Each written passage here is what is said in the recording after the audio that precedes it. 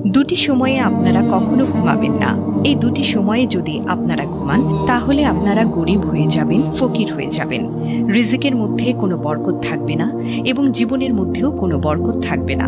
তাই আপনাদেরকে জানতে হবে, নবী করিম সাল্লাল্লাহু আলাইহি ওয়াসাল্লাম দুটি সময়ে ঘুমাতে নিষেধ করেছেন। এই সময়ে ঘুমালে বিপদের মধ্যে পড়ে যাবেন। ভিডিওটি শুরু করার আগে একটু প্রার্থনা করি। হে আল্লাহ, আমাদের সকল প্রকার গুনাহ থেকে রক্ষা করুন। যারা গুনাহ থেকে রক্ষা পেতে চান সকলেই কমেন্টে লিখুন আমিন। এই ভিডিওটির লাইক টার্গেট 10,000, তাই সকলে এই ভিডিওটিতে লাইক দিয়ে দিন। তো চলুন শুরু করি। প্রিয় দিনী ভাই এবং বোনেরা, আল্লাহ রাব্বুল আলামিনের রহমত এবং বরকত এটা সত্য, এর পাওয়ার কিন্তু অনেক। আল্লাহর রহমত যার উপরে থাকবে তার জীবনটাই সফল হয়ে যাবে, সে প্রত্যেকটা কাজের মধ্যে সফলতা অর্জন করতে পারবে।